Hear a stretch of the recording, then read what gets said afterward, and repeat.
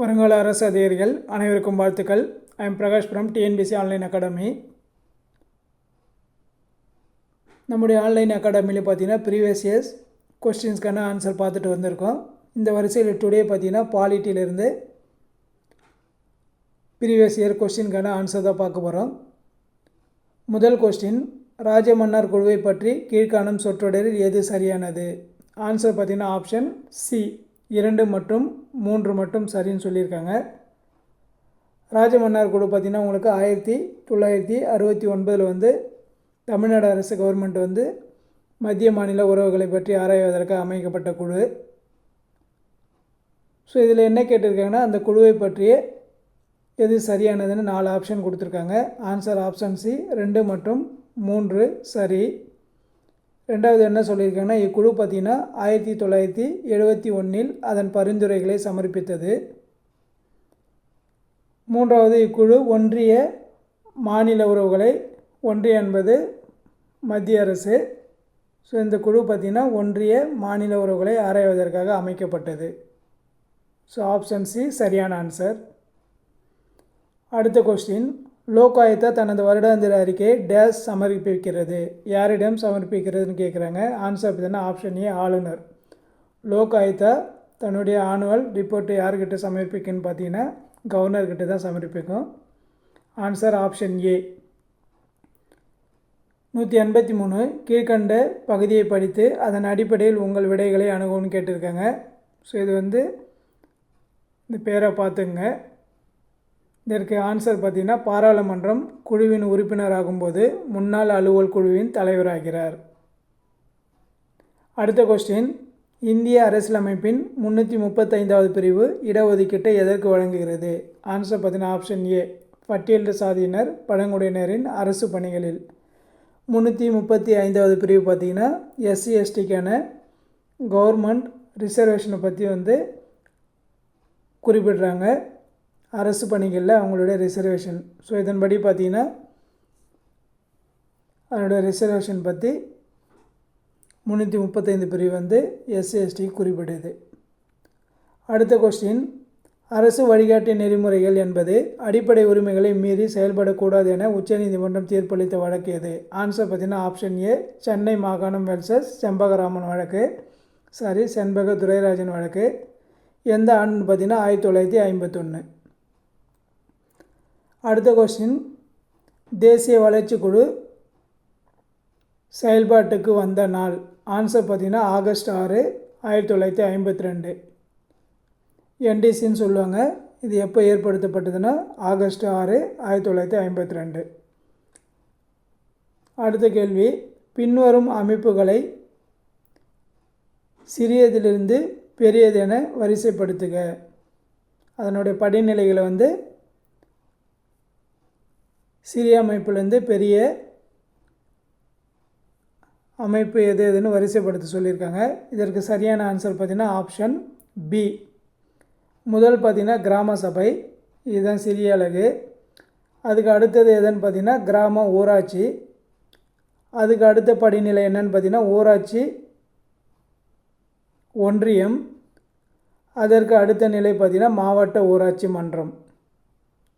So 182க்கு சரியான answer option B.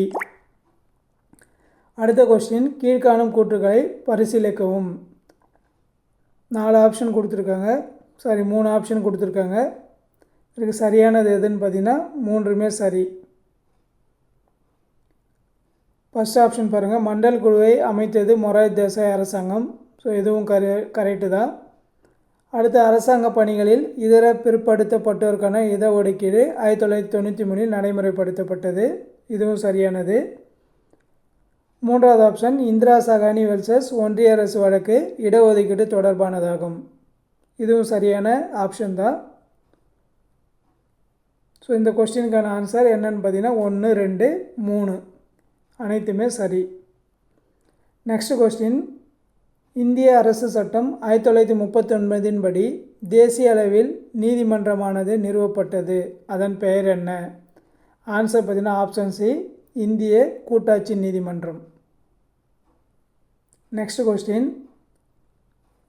சரியான பொருத்தத்தை தேர்வு செய்யணும்னு சொல்லியிருக்காங்க. இது சரியான பொருத்தப்பட்டுள்ளது என்னன்னு பார்த்தீங்கன்னா ஆப்ஷன் பி 1 மற்றும் 2. 1வது ஆர்டிக்கல் 226 பார்த்தீங்கன்னா உயர்நீதிமன்றம் பற்றியது. அடுத்து சட்டப்பிரிவு 32 பார்த்தீங்கன்னா உச்சநீதிமன்றம் பற்றியது. ஸோ இது எல்லாமே பார்த்தீங்கன்னா 222 உயர்நீதிமன்றம் நீதி பேராணை பற்றி குறிப்பிடும். சட்டப்பிரிவு 32 பார்த்தீங்கன்னா உச்சநீதிமன்ற நீதி பேராணைகளை பற்றி குறிப்பிடுவது தான் ஆர்டிக்கல் 32. ஸோ இந்த கொஸ்டினுக்கான சரியான answer option B. Next question, டேஸ் தமிழ்நாடு திட்டக்குழுவின் தலைவர் ஆவார். ஆன்சர் பார்த்தீங்கன்னா ஆப்ஷன் பி முதலமைச்சர். பிரதமர் பார்த்தீங்கன்னா மத்திய அரசின் திட்டக்குழுக்கு அதாவது நிதி ஆயோக்குக்கு தலைவர்.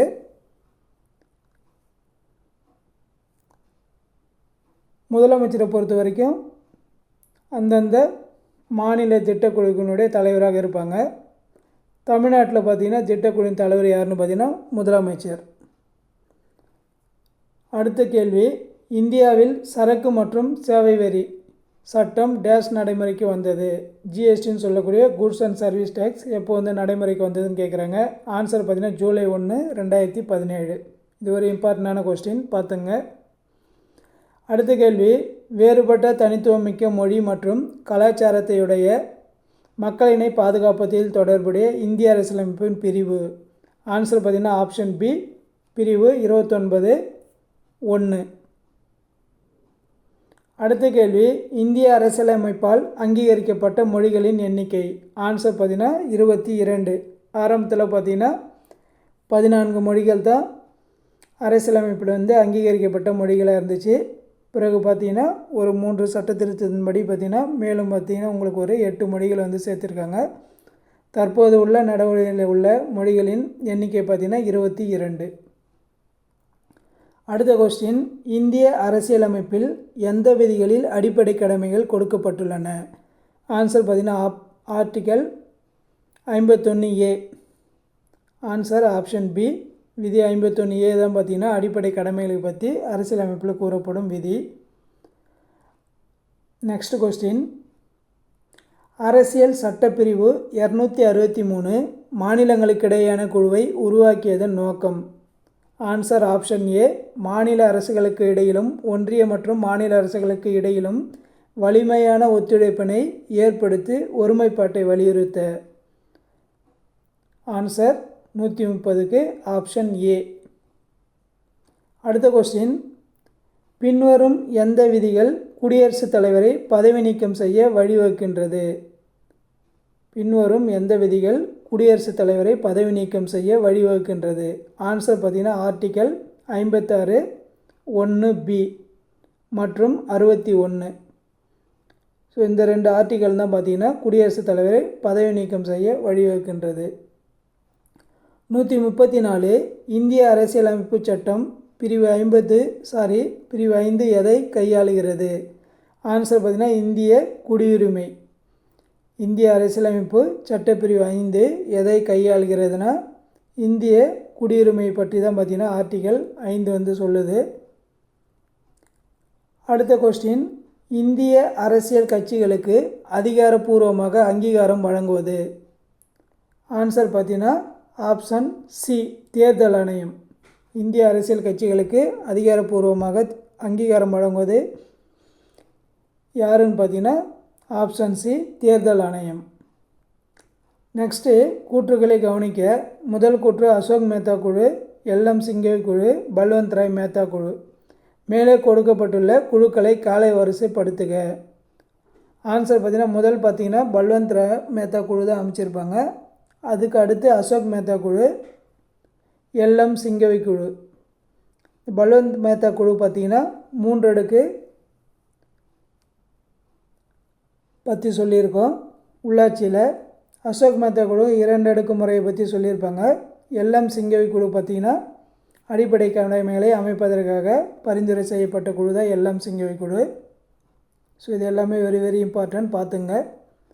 அடுத்த கொஸ்டின், இந்தியாவில் தகவல் அறியும் உரிமை சட்டத்தால் மக்களிடம் உருவாகும் என எதிர்பார்க்கப்பட்ட உணர்வு என்ன. ஆன்சர் பார்த்தீங்கன்னா ஆப்ஷன் சி சமூக உட்சேர்க்கை. அடுத்த கேள்வி, மாநிலங்களவையில் ஜனாதிபதியால் எத்தனை உறுப்பினர்கள் நியமனம் செய்யப்படுகின்றனர்? ஆன்சர் பார்த்தீங்கன்னா 12 உறுப்பினர்கள். மாநிலங்களவைக்கு ஜனாதிபதி எத்தனை உறுப்பினர்களை நியமனம் செய்கிறார்னு பார்த்தீங்கன்னா ஆன்சர் ஆப்ஷன் பி 12 உறுப்பினர்கள். அடுத்து, எவ்வகையான உறவு மத்திய மாநில அரசுகளுக்கு இடையே இல்லை? ஆன்சர் பார்த்தீங்கன்னா ஆப்ஷன் டி பொது வகை உறவுகள். பப்ளிக் ரிலேஷன்ஷிப் தான் மத்திய மாநில அரசுகளுக்கு இடையே இல்லாத உறவு. மற்ற சட்டமன்ற உறவுகள், நிர்வாக உறவுகள், நிதி உறவுகள், இது மூன்றுமே பார்த்திங்கன்னா மத்திய மாநில அரசுகளுக்கு இடையே உள்ள உறவு.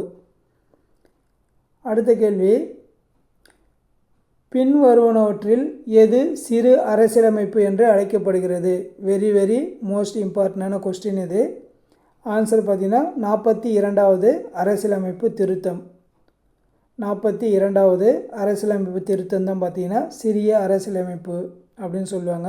இது பார்த்திங்கன்னா மேக்னா கர்த்தா கான்ஸ்டிடியூஷன் சொல்லுவாங்க, பார்த்து வச்சுங்க. அடுத்த கேள்வி,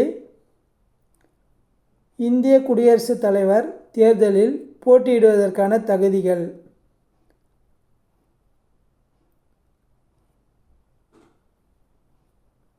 இதில் பார்த்தீங்கன்னா தவறான கூற்று எதுன்னு கேட்டிருக்காங்க. இந்திய குடிமகனாக இருத்தல் வேண்டும், 40 வயது பூர்த்தி அடைந்தவராக இருத்தல் வேண்டும், நடுவண் அரசிலோ மாநில அரசிலோ அல்லது உள்ளாட்சி அமைப்புகளிலோ ஊதியம் பெறும் பதவியில் இருக்கக்கூடாது, மக்களவை உறுப்பினராவதற்கான தகுதியினை பெற்றிருக்க வேண்டும். இதில் தவறான கூற்று எதுன்னு பார்த்தீங்கன்னா ஆப்ஷன் பி 40 வயது பூர்த்தி அடைந்தவராக இருத்தல் வேண்டும் என்பது தவறான கூற்று. குடியரசுத் தலைவராவதற்கான வயது பார்த்திங்கன்னா 35 வயது நிரம்பியிருந்தாலே போதும். ஸோ ஆப்ஷன் பி தவறானது. அடுத்த கேள்வி, சமய சார்பற்ற என்ற வார்த்தை 42வது அரசியலமைப்பு திருத்தச் சட்டத்தின் மூலம் முகவரியில் சேர்க்கப்பட்ட ஆண்டு? இதுவும் ஒரு முக்கியமான கொஸ்டின். ஆன்சர் பார்த்திங்கன்னா ஆப்ஷன் சி 1976 42வது அமெண்ட்மெண்ட் மூலம் தான் பார்த்திங்கன்னா சமய சார்பற்ற என்ற வார்த்தை முகவரியில் சேர்க்கப்பட்டிருக்கும். 1976ஆம் ஆண்டு 42வது சட்ட திருத்தம்.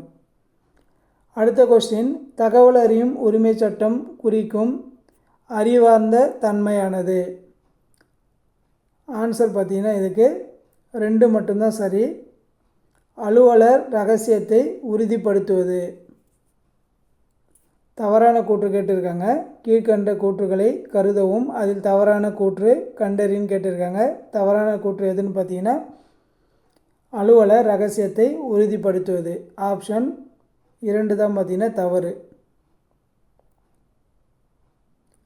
அடுத்த கேள்வி, இந்திய அரசியலமைப்பு சட்டத்தின் எந்த பிரிவு மற்றும் பிரிவுகள் குடியுரிமை இழத்தல் பற்றி குறிப்பிடுகிறது? ஆன்சர் பார்த்தீங்கன்னா ஆப்ஷன் பி பிரிவு 2 அரசியலமைப்பு சட்டம் 5 முதல் 11 வரை தான் பார்த்தீங்கன்னா குடியுரிமைகளை இழத்தலை பற்றி குறிப்பிடுகிறது. குடியுரிமை பெறுதல் மற்றும் இழத்தலை பற்றி குறிப்பிடுறது 5 முதல் 11வது பிரிவு 2. அடுத்த கேள்வி,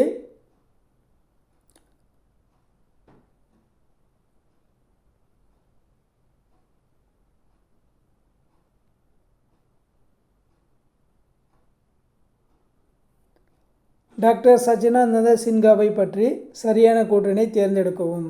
டாக்டர் சச்சிதானந்தா சின்ஹாவை பற்றி சரியான கூற்றை தேர்ந்தெடுக்கும். என்னென்ன கொடுத்துருக்காங்கன்னா, இவர் இச்சபையின் மூத்த உறுப்பினராக தற்காலிக தலைவராக தேர்ந்தெடுக்கப்பட்டார். அவர் இச்சபையின் துணைத் தலைவராக தேர்ந்தெடுக்கப்பட்டார். அவர் இச்சபையின் தலைவராக தேர்ந்தெடுக்கப்பட்டார். ஆன்சர் பார்த்தீங்கன்னா ஆப்ஷன் 1.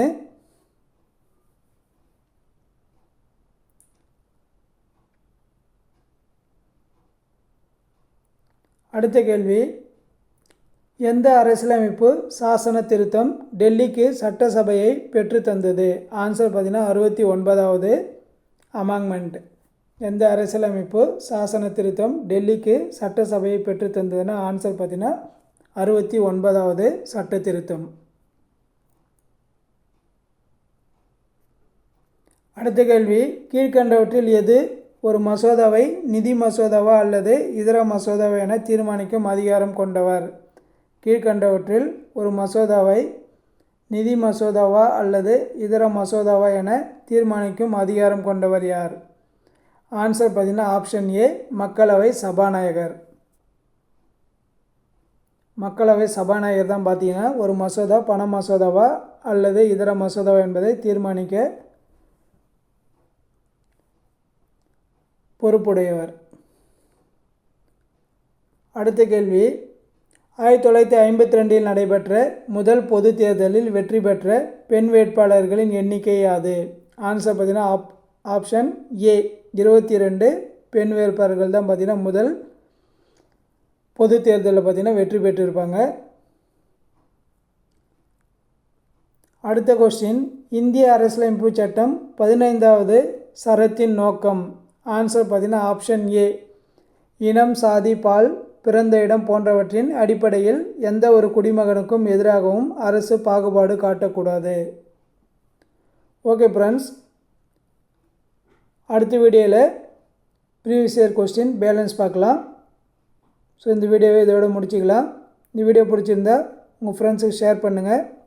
என்னுடைய டிஎன்பிஎஸ்சி ஆன்லைன் அகாடமி சப்ஸ்கிரைப் பண்ணுங்கள். Okay, thank you friends.